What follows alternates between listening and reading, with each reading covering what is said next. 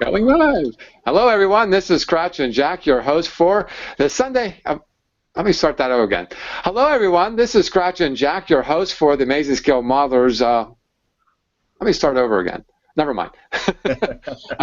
This is your host for the Amazing Scale Modelers Sunday Hangout.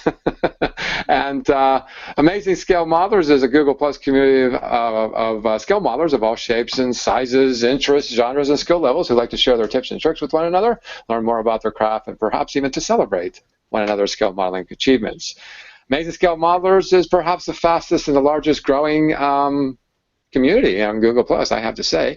We're an all-round, we're just not specific on genre, we're just an all-round community. Currently, we have 1,919 members. And I'll tell you what, the posts have been rolling in this past weekend. There's been plenty of scale modeling to look at, and of course, we call that eye candy. Other guys would, like the girls on poles as eye candy, but, I delete those. Yeah, I've deleted quite a few of those, too. I never get any of them, so I don't have to worry about it. Yeah. And today we have joining us some members of the Amazing Scale Modelers community.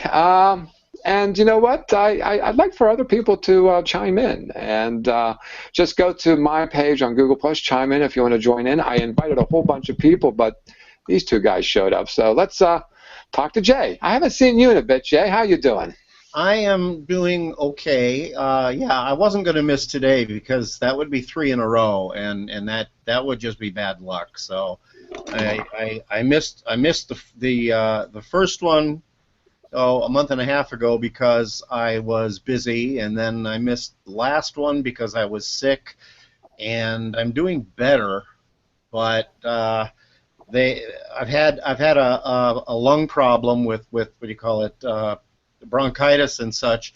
So they put me on an albuterol inhaler. So I have an inhaler. I am officially a nerd. So, It's taken 59 years, but I am officially a nerd. But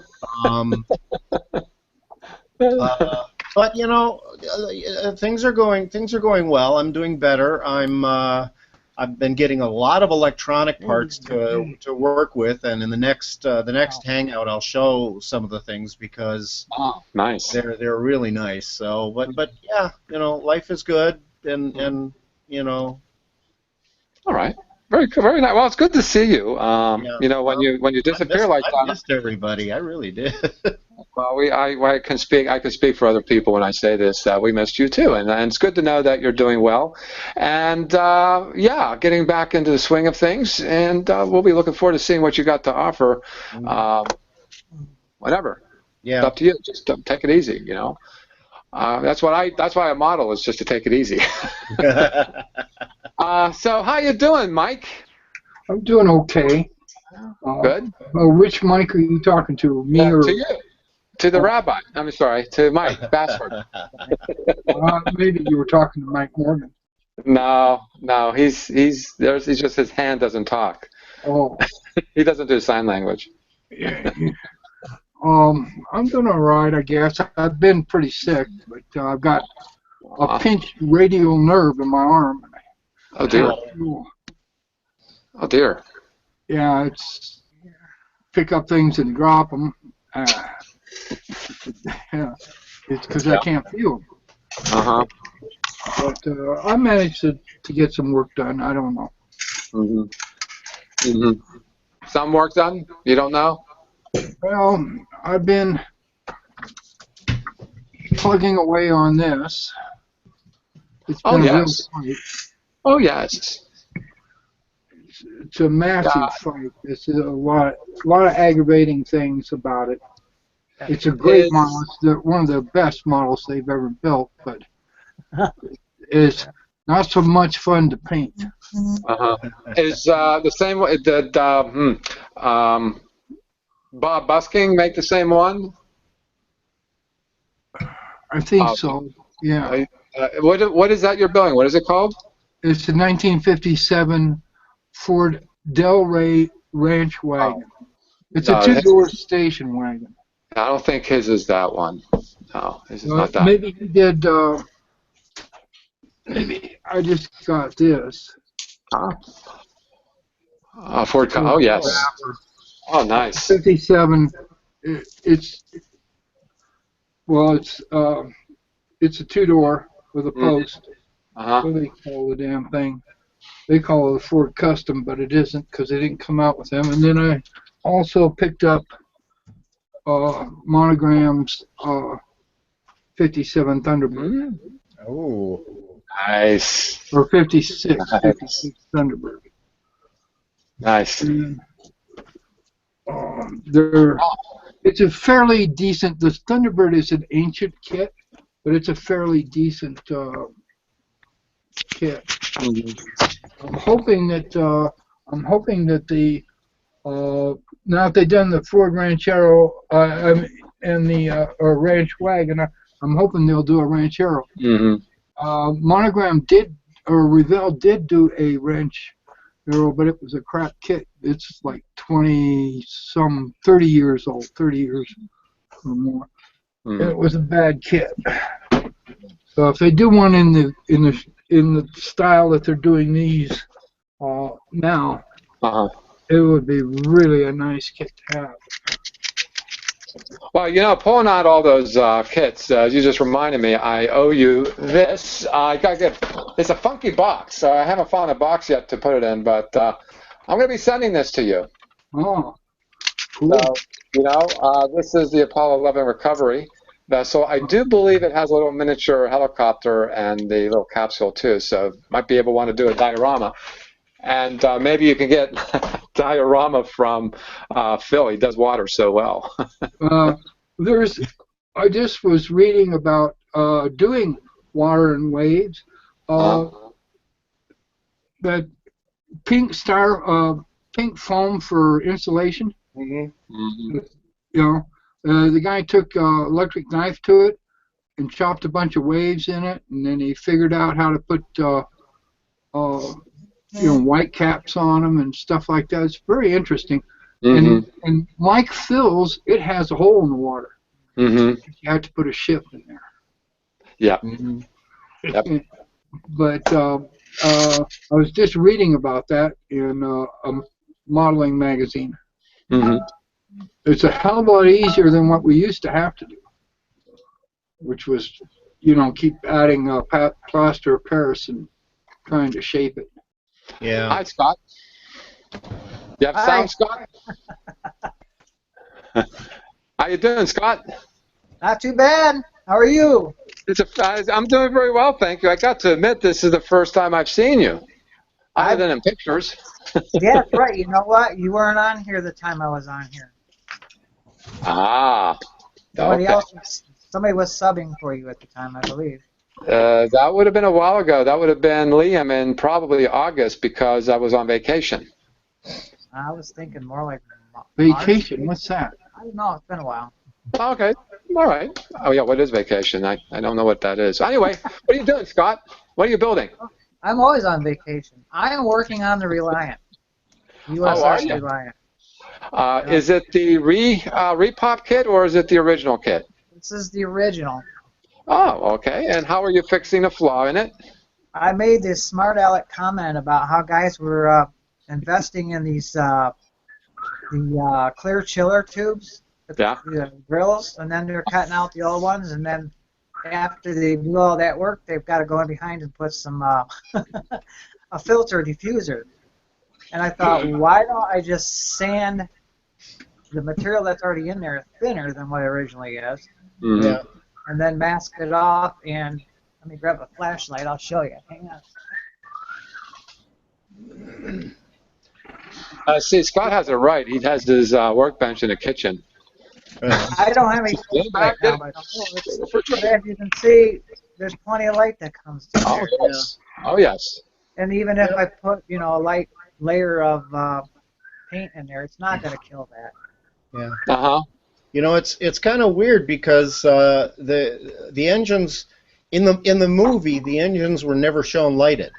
Nope, they weren't. It's I've got that same kit you've got, and yeah, I'll probably light the engines too, because it just looks cool, you know. Oh, it does.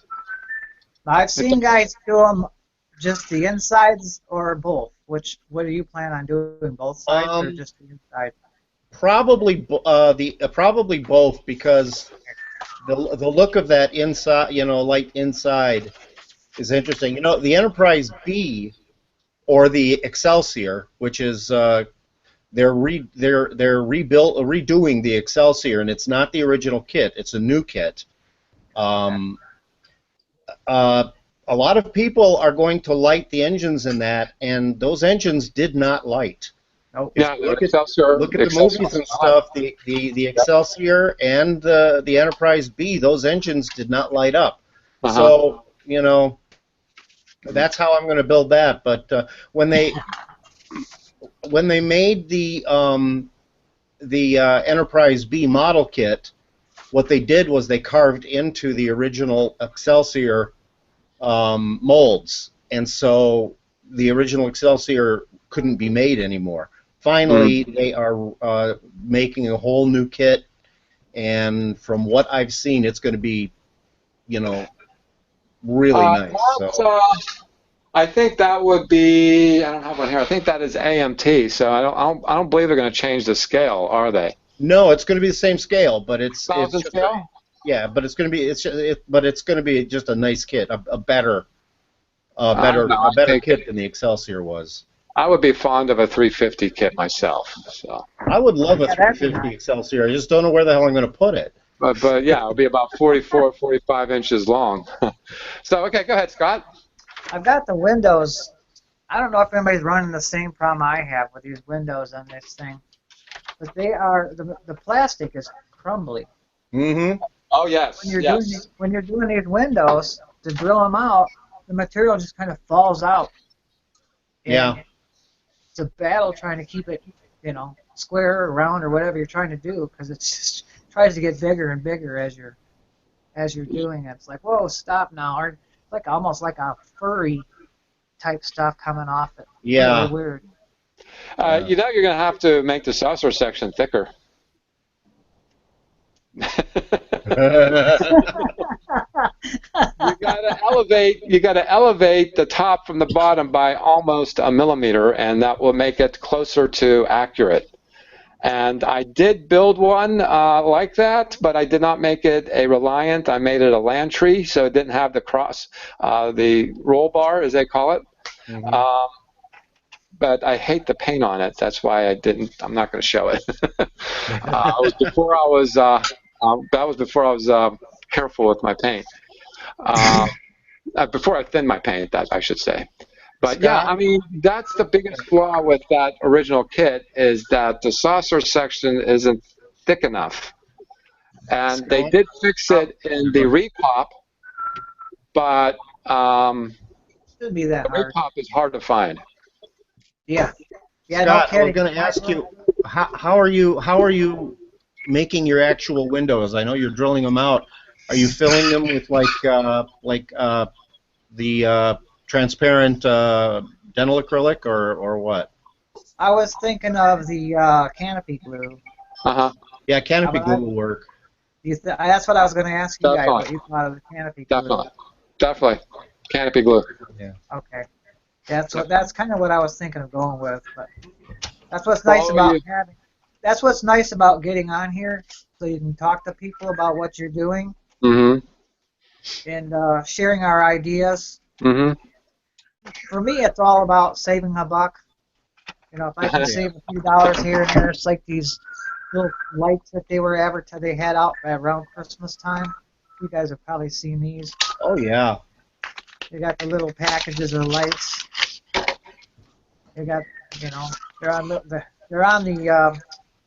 magnet wire. Yes. They're just little tiny lights, and I thought, you know, I can use those in modeling. Absolutely. Sure. But I'm pretty sure I can do something different with that box thing. But yeah, for those of you who don't know what canopy glue is, it's primarily just Elmer's glue for the most part. Yeah, it's got a little more PVA in it, but it dries clear. Yeah. And it usually holds together when you're laying it on. It's interesting stuff. I'll use the Elmer's glue for masking the windows. Oh, really? That's actually a good idea now that I think about it. A lot of guys have suggested, and that's the way I'm going to go with it. Yeah. So. Yeah. Very cool. Well, that's something I was told by I don't remember who told me, but they said when you're doing windows and using like the dental acrylic or something for to allow the translucent effect so the light can get through, you don't have to make the hole perfect as long as your mask is right. Yeah. Yeah.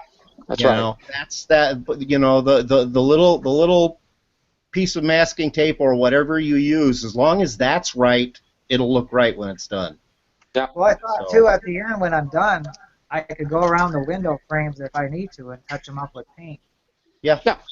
Right. Exactly. Because you got to paint the model. Exactly. Yeah, but from playing off of that, Jay, I've found that when your hole is not perfect, you're using a dental acrylic, you use masking tape or some masking device to mask out the windows, to go around with it first with a black primer with maybe an acrylic or maybe even like a thinned out enamel paint if that's what you're using. Yeah. Because if you're just laying the model's color on it, I don't think it'd be enough of a light blocking. Yeah. So that's why I don't want to show off my Reliant because of that reason. I like for light blocking like that on the inside. I like either using tulip. Tulip would work. Tulip is a it's a fabric paint. It's a brand name fabric paint. You can buy it at Walmart. Yeah, you can buy it at Walmart. A big bottle's about like $3. Or just India ink, regular India, a bottle of black India ink. Yeah, that's Tulip Slick. That's just exactly the stuff. And or just I don't have one of just a bottle of India ink because that spreads on. Yeah, that spreads on nicely, and that light blocks really, really well. It does. Yeah. So there's some ideas there, Scott. Yeah. Oh, definitely. How you doing, Mike? Hey, how's it going? Good. Good. What's going on? Long time no see. Been on this show. Yesterday. Well, I mean, actually being on the show, the live show. True. That's true. It's been a while. I haven't got some X-Men fighters. Put your camera down further. Sorry about that. There we go. There you go. Sorry about that. Very nice. Oh, that's looking sweet. It is. Oh, look, it's lit and everything. Jealous. Yeah, X-Men fighter. No, I got two of these. These are actually all right deal. Was it two of them for $10? They were just. I got to make a canopy yet, but that doesn't seem like that'd be too much of a chore. They're the snap tights. This one I actually snapped together. Use the snaps. I'm doing another one, and I cut all the snaps off of this one to make it. Because when you go to test fit these, when you snap them, they're a booger to get apart. Yeah. And so I just cut the snaps of them off, and I'll just go by like intuition and just clamp it down kind of slowly and keep it together straight. I think it'd be the easiest way. Fighting with those tabs. You see, I used ticky-tack tape or mounting sticky, Scotch mounting sticky, and I put it on. This is a masking, and I wanted to try it, so it wasn't necessarily intended for what I was doing, but neither here nor there. You know what else works really, really well for masking like that? What you're doing? Yeah. Silly putty. Oh yeah. Plain old silly putty. I've got a box, a plastic box about this big that is completely full of silly putty because I wonder what the difference between that mounting that mounting sticky that you get from, like back in the hangar area where you hang pictures. I wonder what the difference between this and that silly putty is. It's that stuff that you're using is stickier, and I mean they both work. They both work great. That stuff is just stickier, and I've used it, and it does work. But the silly putty just comes off easier. It stays where you put it, but it does come off when you don't want it there anymore. Yeah, somebody explained to me the other day about how easy it was. You put camouflage on tanks because it doesn't always lay down the smoothest edge. Yeah. And it took me a minute to figure that out. And yeah, to be able to get like that smooth edge like this, I did have to work that quite a bit with one of these little wax carving tools and sculpting tools. Oh yeah. And worked it into the little edges. Cool. Yeah. I'm just going to brush paint these. I brush painted this one, and I'm going to airbrush the other one. And this is what I airbrushed. This is just Tester Silver on top of like Model Masters Black and cleared with Model Masters Gloss. This is what I come up with. Boom, boom, boom. Made a little Indian ink wash. I'm trying to do a little bit of panel washing on this. That's the beautiful thing about this model is even if you make a boo-boo on your pen wash, you can always go with the flow, to dirty it up, because Star Wars models, I think the more grodier they look, the better they are. You want them to look messy. Yeah, you can start out with a nice pristine one like this, and the time you ink it up and gruddy it up, it's going to look even better. Yeah. Yeah. So it's nice to start clean and work your way gruddier and gruddier and gruddier. As oddly as that might sound, I was really heavy on the weathering on mine. It was an MPC kit, but on camera it looks perfect. Yeah. It's just in person, it's just like it's gray. It's not. There's not even any white coming through it. But on camera, it looks really good. So, yeah, I mean, Jay, you would know more about this, of course. And why would that be the case? Why would it be so different? Because your eye sees color differently than any camera. Your eye sees more color. A camera, and I mean, it's like in television and movies. If you want someone to be wearing a white shirt, in person, that shirt is actually a very light gray. Because very light gray looks like white on camera. Well, yeah, that would just go back to what all the truckers or modelers are talking about. In person, the model, and they found a lot of green in the original paint, but on camera it looked gray. Yeah, that's it. And well, then I'll just only show that on camera, not in person. Yeah. Don't ever look at it. Just take pictures. Right. So how you doing, Ken? You can set your gamma. Your gamma settings that when you take pictures, and then put it through like Photoshop or something like that, and adjust the gamma so that it looks like what you see with the naked eye. Right. And there's a couple other settings to make that are just designed to make monitors look closer to what you see. But I wouldn't do that. Just go on and do what you're doing, and keep a cloth over it so you don't have to look at it. Yeah. Well, I'll get back to that, but first I'd like to say hello to Ken. How you doing, Ken? How you doing, Jake? Doing good. Good? Okay. And it's already the end of February. What have you done lately, mister? Because you go away for like 4 or 5 months for work. Yeah, I got 2 more months left. And what have you got done? I'm doing a hat on there now for the 22-inch Eagle. Yes.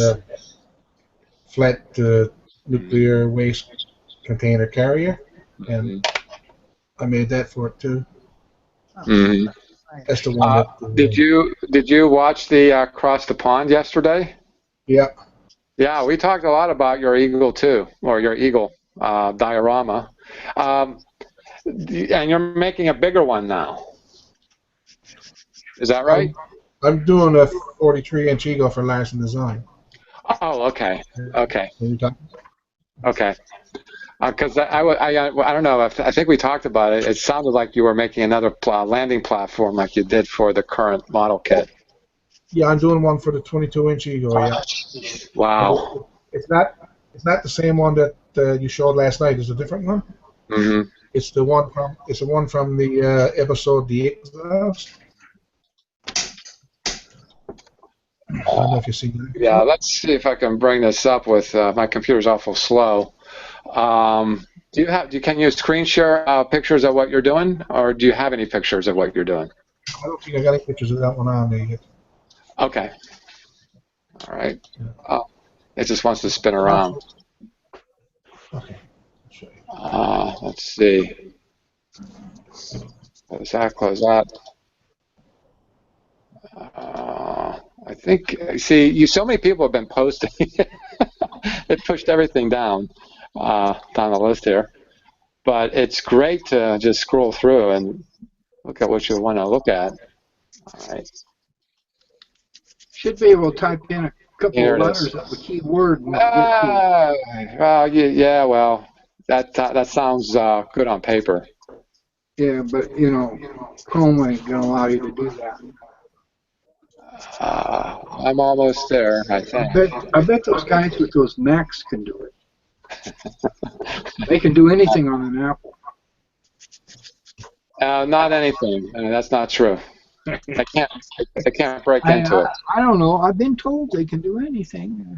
Of course, Oh, people well. were telling me that they owned them, so they ought to know. I don't want to get political. I'm trying my best not to be political here. Oh, holy heck, where are you? Oh my gosh. No, you're not that far down. Oh, good golly. Anyway, the eagle lands in a platform that's in the shape of a cross, a plus sign, for lack of a better word. And we were wondering, is that elevator mechanical? Is it move or what? You can make it move if you add the part for it. Oh, so you made it that has. Yeah, you can move it, right? You can if you add the left port, put it on it. Ways up. Oh, son of a gun! I'm just not seeing it. Keep coming across Bill Busking's shampoo bottle. So I don't know. I like that. Well, anyway, we were talking about as to whether or not that's mechanical or not. And you're saying it can be set up to be mechanical. Can be, yeah. Yeah. Okay. Mitch made one that went up and down. Yeah. Oh, really? Yeah. Also doing the section there. Oh, jeez. It's just a section of the eagle with the laser gun. Oh. Just doing a section. I just scratch about that for the going under there. Nice. Really cool. Really cool. I see some right there. Right? turned alloy, machined alloy exhaust nozzles for some of the kits. Mm-hmm. Oh, look at that. Look at that detail. Wow. Wow. I'm starting to think you have stock in styrene companies. Well, I buy a lot of it. I got it over in the corner there. You can see it there. Yep, I see that. I see that. I'll soon have to get some more. I'm running low. Well, I still haven't found a place here yet, but one of these days, if I get around to it. But I talked to Mike about my project, and Mike seems to think it'd be better to do it out of balsa and basswood. So. Yeah. You mean Mitch? No, you mean me. I was thinking of 350 Excelsior. So. Yeah, he does his out of balsa wood and then adds styrene to the outside. Yes. This seems to be a good way of doing it. Well, thanks, Ken. Got 2 more months to build, huh? Yeah, I'm also working on, I don't know if you can see it, the Aries from 2001 for Larson Design. Oh, yes. Yeah, coming along. Hopefully I get it done before I leave. Yes. We hope so too. We talked about you yesterday, and yeah, you saw what we talked about. Anyway, I'm actually pretty proud of something here, and I've gotten a lot of positive feedback to my most recent build. Yes. Now back to what we were talking about, light, and let's see, where's our good picture? Okay, that would be good. That's a better one. Okay, I'll bring over the tank.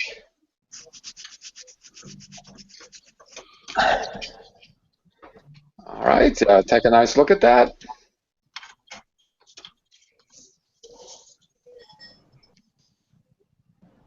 Oh, yeah, it looks good.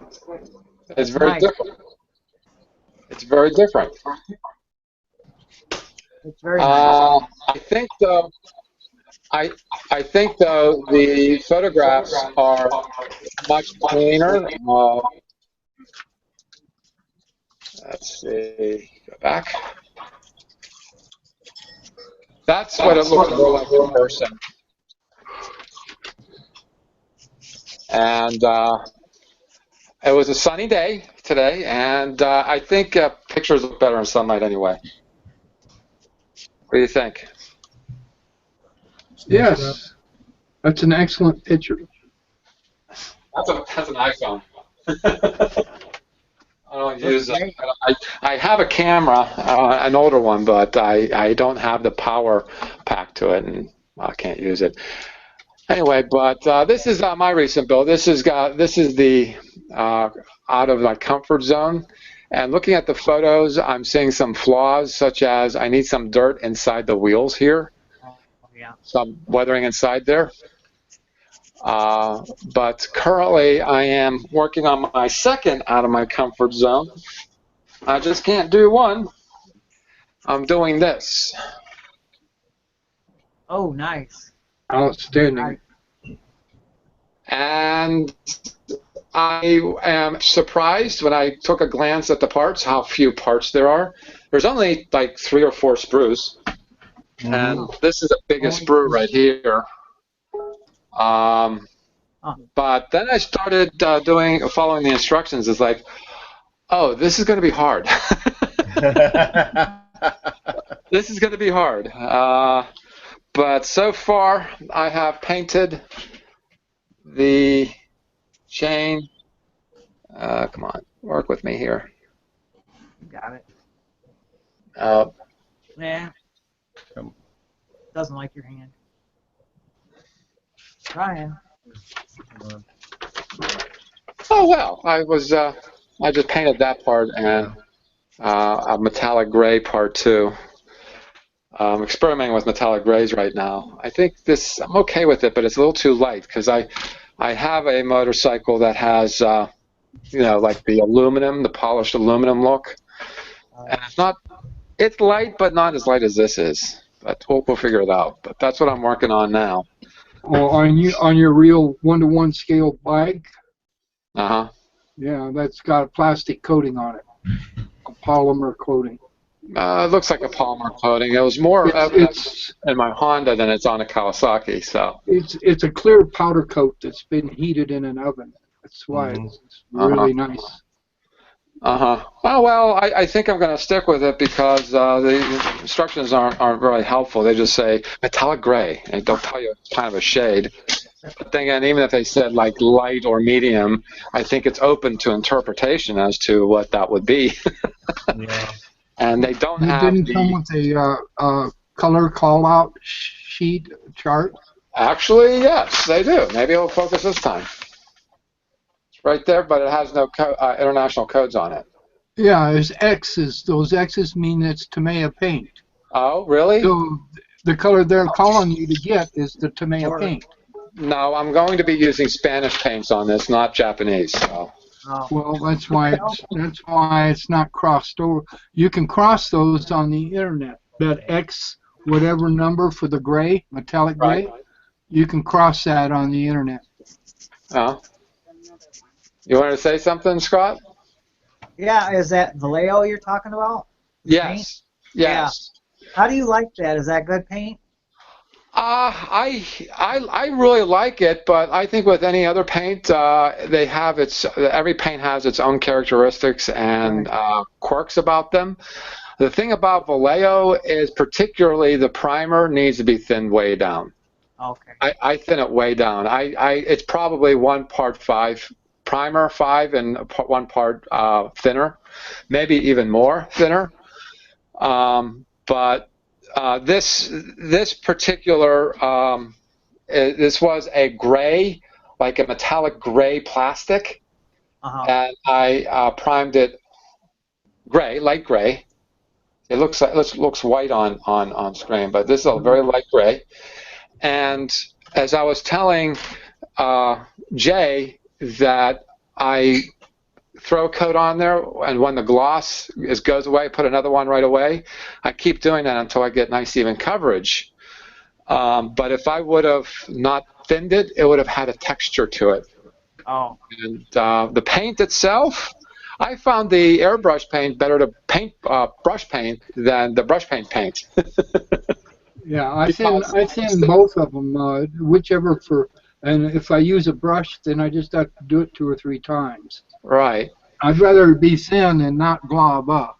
Right, exactly. And when I did the General Lee, that I'm not going to photograph because I think it's a lousy freaking kit, but Mike told me to use a Tamiya orange, and I bought primer with it, thinner with it, and I thinned it 1:1 for it to go through my airbrush. And I got to say that it is a pretty good quality paint, but I'm just so used to Vallejo, and I like it. For your metallic gray, if you don't mind it being a little bit dark, the Vallejo gunmetal gray is a very nice gray. It paints really well. Yeah, this chain. I did the whole body of a 49 Ford. I did the whole body in that gunmetal gray. It came out really nice. Right. Yeah, I think Vallejo's metallic paints are actually pretty cool. I think the only thing is they have a chrome color. It's not chrome. Well, it's really hard to get a chrome effect. Probably the best I've seen would be the what are they, the lacquer ones that you spray over black. Oh, that's Alclad. Alclads, yeah. The Alclad works fairly well. This Vallejo. Yeah, those are the new metal colors. Yeah. Those are the new metal colors, and once you get clear over them, they're not very stable until you do get some sort of clear over them. Oh, really? Yeah, you have to see them. That's why they make the Vallejo metal varnish. Ah. Way massively very thick. But it thins with a distilled water, so it's not a big problem. Really cool. Technically, Jack, and everybody, what you're supposed to do when you're putting on primer is, you spray on a thin layer, let it dry, and then gently wet sand it with like 1,000 grit or 2,000 grit, and clean that off, and then spray another layer and do that. I've seen people who have done that, and they get a mirror finish. I use this flexible thing on primers. Yeah. Just lightly stuff. You but this is the thing, though. You won't need to. You won't need to do those. Those kind of parts. Yeah, aren't. not that. I'm talking more like a car body, or yes. you know. Oh yes. I do a lot of sanding on car bodies to get. I do a lot of. I do one prime sand prime and I'm done. Yeah. I don't have the patience to do more than that. But you don't have to. You should not wet sand your first coat of primer. Yeah. You should just scuff it up, get all the little noogies off, right, and then put your next coat on, and that's usually all you need to do. Mhm. Yeah. It's just like anything else, Scott. I mean, it's a learning curve. You stick with a brand, you learn it very well. What brand do you use? I'm gonna try some of this adhesion promoter clear primer for the Reliant build. Okay, Duplicolor. Okay. Duplicolor, yeah. Yeah, my Duplicolor. Has anybody used this? What I have used it. I use a lot of Duplicolor, but I don't use the adhesion promoter.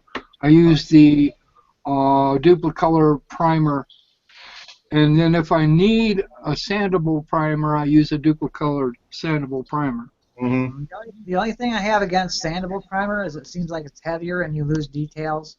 It is. You have to put it on very light. Yeah. You don't just hog it on. You have to. Oh yeah.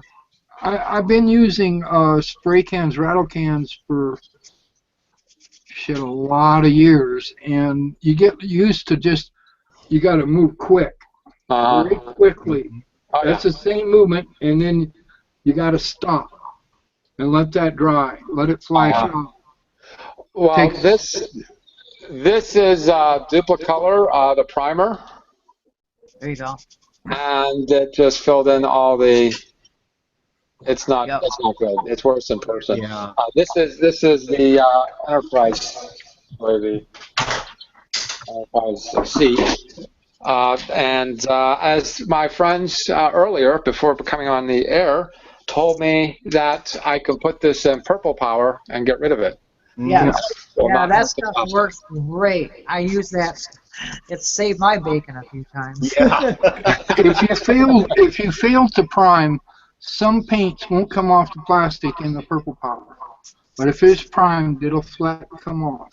Yeah. Yeah, I can't remember the name of it, but a lot of model stores sell a what is it? It's a green liquid that's specifically intended to take paint off. And it's kind of pricey. Another thing that takes old paint off real well, you just got to be real careful with it, is oven cleaner. Yeah. Yeah. Spray on oven cleaner. That takes paint off real well, but you know, do it outside or whatever, and if you use it too much, it can make the plastic brittle, but you shouldn't need to. Well, I would think that would be the same with acetone. It will make the plastic brittle. And I've also heard acetone leaves the plastic away. I've also heard brake fluid. Brake fluid is not the new brake fluids don't do that. You have to get the old style. Yeah, the old stuff. Dot 3. I heard Dot 3 has to be a Dot 3. Dot 3, yep. Yeah. A lot of it's synthetic now. Oh yeah, I mean, I have another kit of that, but I looked, you know, when this motorcycle primer was still curing, and I was just looking at it, putting it down, looking at it, shaking my head, like, boy, I ruined this kit for sure. But this kit, I primed it in a time frame 2 years ago when I had a hell of a lot less experience, and boy, I'm not going to use that Duplicolor on such a small model. I think it would have to be larger. Maybe like a 350 scale Enterprise might work well for that because the details would be suitable, but these details are small. And yeah, I'm glad I'm able to save it. Thanks, guys, for the tip. It's already $5. It's already light blocked on the inside. It has a layer of black and white enamel. But the purple power takes that off too. Will it? Yeah. Yeah. Oh wow. It'll take almost everything off. Okay. The first model I ever used purple power on was my mother gave me something that I had built many years. I mean, I was like maybe 13 or 14 when I built it. It was the old Aurora Wolfman model, and I painted it with enamels, and the model was in pieces, you know, and most of the pieces were there, and so I used the put it in the freezer and then pop it apart trick, and that worked. But I wanted to get the old paint off, and so I soaked everything in Purple Power, and I left it overnight, and the next day I picked up the pieces, you know, I looked at the pieces, and they still had the paint all over them. Like, well, what the heck? But when I touched it, the paint just slid off. You know, so I just took a toothbrush and just scrubbed it a little bit, and it took all the old, you know, we're talking 40-year-old paint off of it. So. Oh, okay. It'll So take it's- chrome off too. That stuff works great for taking the chrome on. So you know if you got chrome on. Oh, yeah. Chrome on. Yes. It takes about 20 minutes and it's off. Yeah. Yeah, I had a little piece, and here is actually, I still have it. This is Purple Power that I use on a small part, and I think this was on the General Lee. Yeah, it was the manifolds that were were that cheap plate, and I just needed to paint a gray, not this. Yeah. And you know, and there's a sediment on the bottom of this, and so when I shake it up, it's a little more cloudy. Yeah. All the That's, sediments, I should get rid of it, but what you're taking off when you're taking that off of chrome, you're taking off a layer of aluminum that's been electric, and a layer of a special varnish that allows them to put the aluminum on. It's a conductive varnish. I wondered what that was. I noticed there was a coat of varnish on that. You guys saw my my Chevy pickup truck, my plow truck that I did the diorama. oh yes. I stripped the wheels on that because I didn't want them chrome. I just wanted them white. And I noticed after I stripped the chrome off, it's like looked like a layer of varnish. Yeah. Yellowish varnish.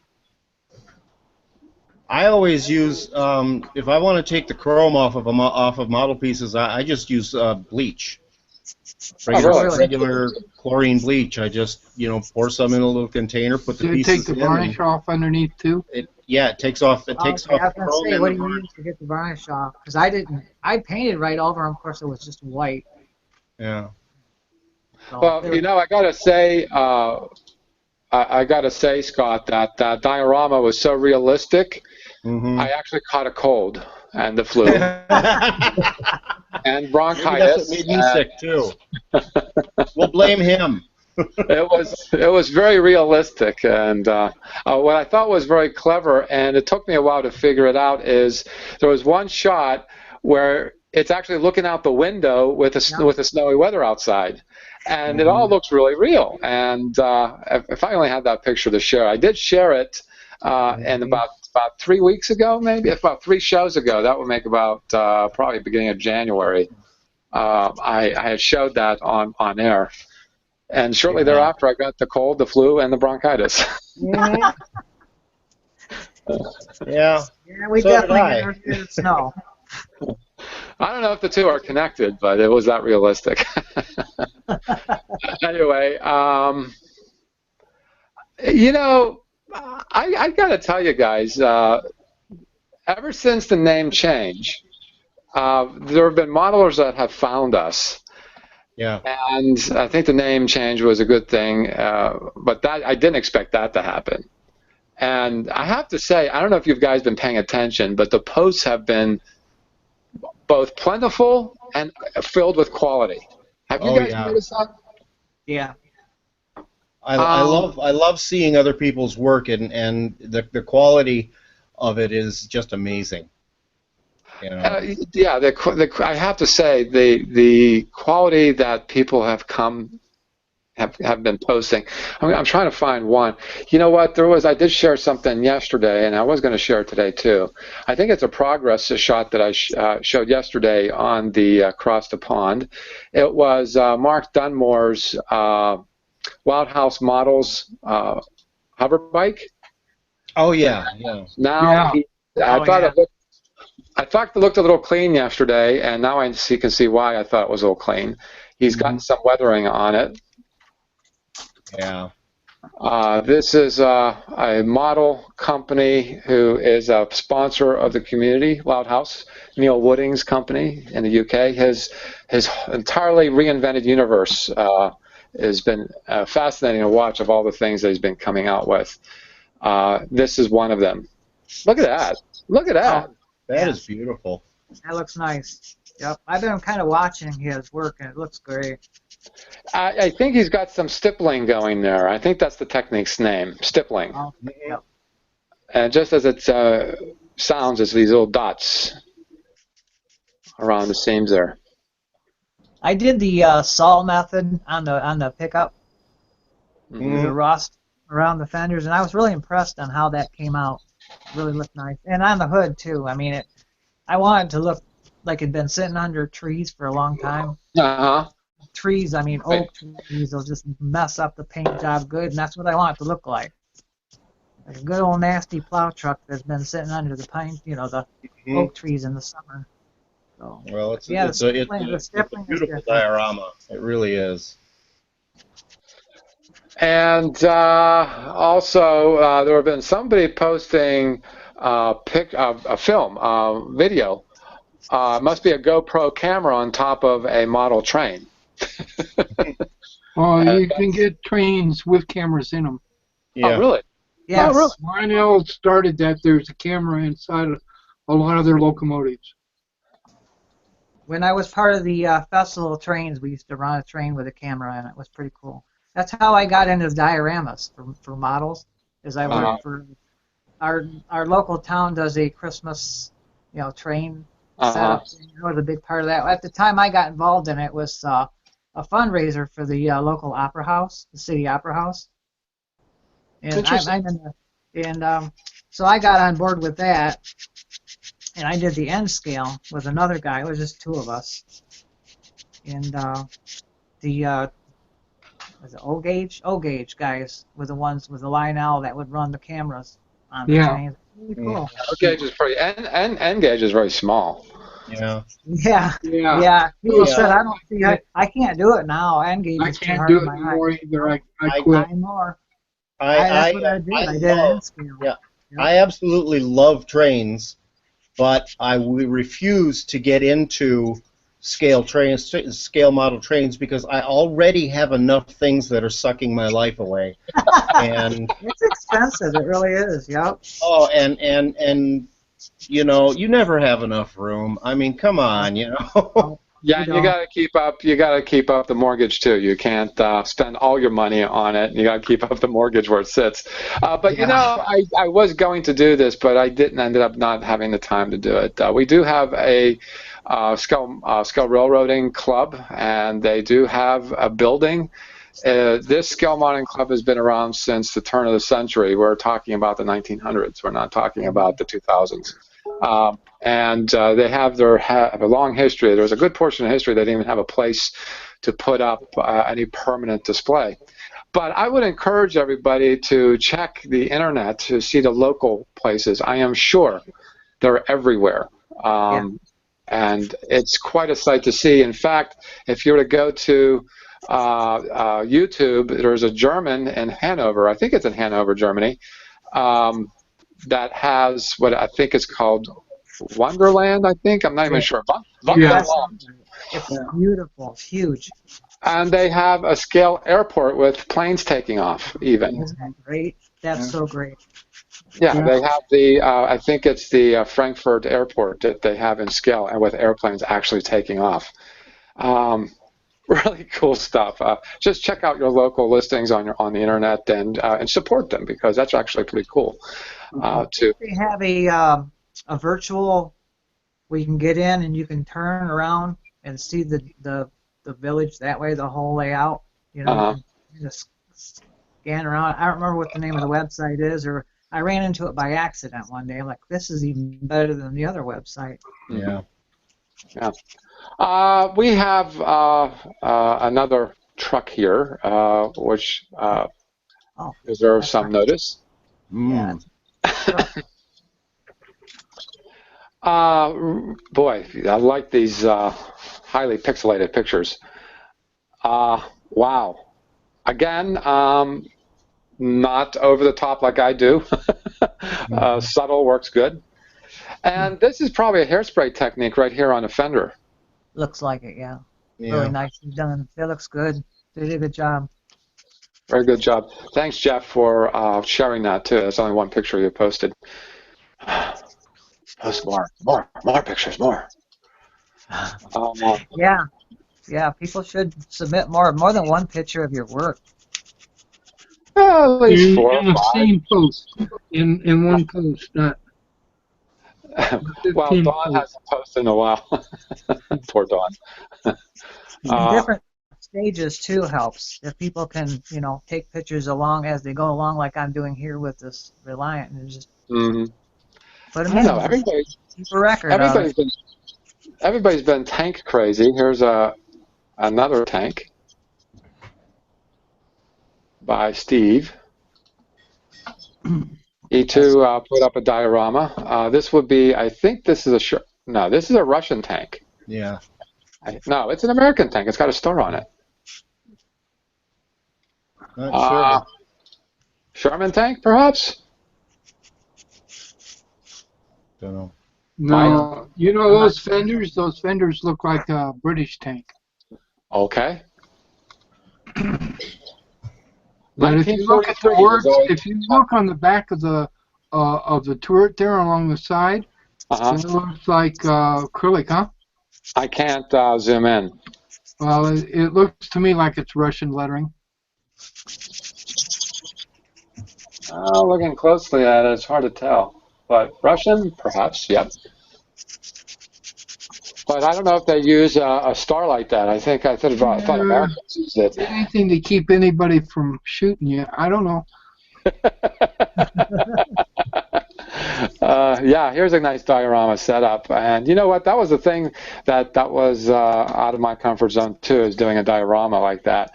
And when I went to Walmart to go back to the pack that I used for the X-Wing, I was looking for flocking.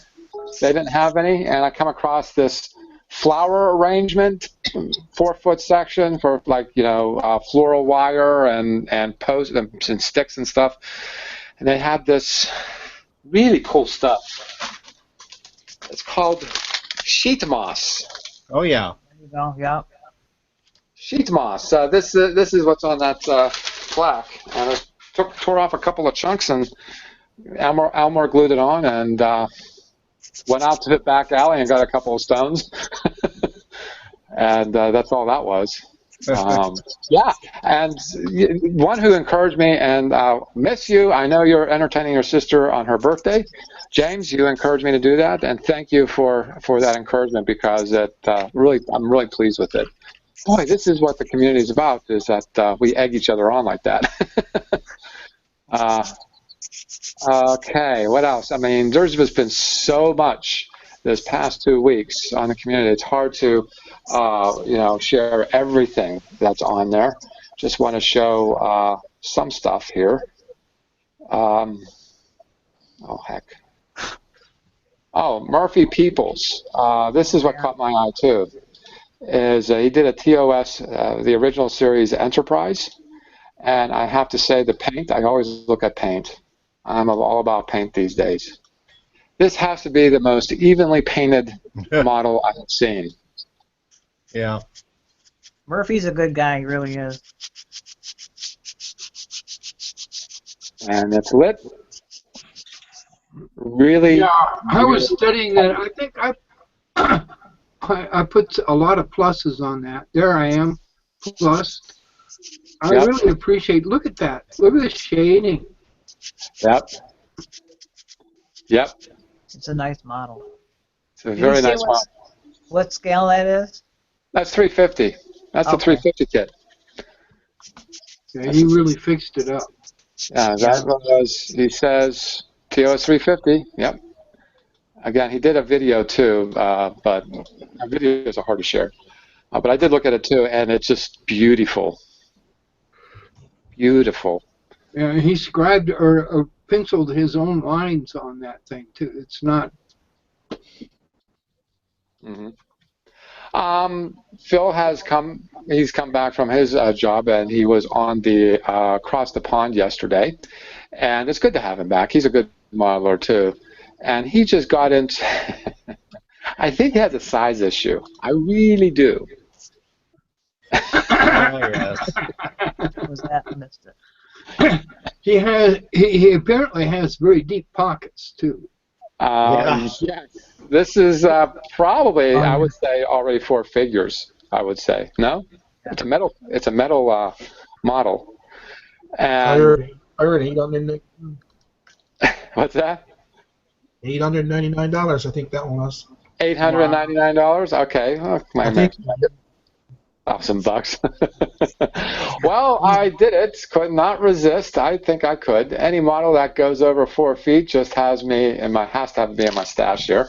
The model ships late in March. Oh, arrives late March. Wow. Yeah. Well. Wow. Okay. Yeah. Good luck with that, Phil. Yeah. And then Well, he's got to find a 1/35th scale German armored locomotive to pull it around with. Yeah. Yeah. It's sort of more like this. Hello, my name is Phil Robson, and I'm an addict of models. So, yeah. Yeah. That's what it's like. Oh my gosh, there's just so much. You guys want to add anything else? I was trying to find a picture, but I couldn't find it. A friend of mine who's also a hell of a good modeler. He has a site called the Model Citizen. Named Roger Sorensen. Roger Sorensen. I've known him for 100 years or so. He recently got the Lost in Space derelict spaceship kit, the one that comes with the little Jupiter 2s, either landing gear down or up, that you can put inside if you want. And he did a little experiment. He took one of those little, because that model is 350 scale.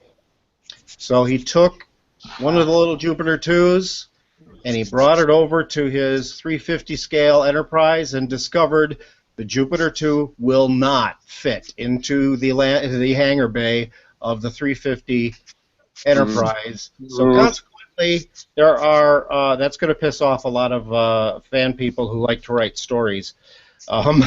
Because well, if you were to watch the Across the Pond, Lou had one. He showed it off. There's a module. There's a Lost in Space space buggy or module landing buggy. Yeah, there's the Chariot, which is I think that's out of they may be re-releasing it. I'm not sure. And there's also the space pod. Chariot. There's also the space pod. So space pod. Yeah, that probably would fit in there. Oh, the space pod would definitely fit in the Enterprise, but not the Jupiter 2.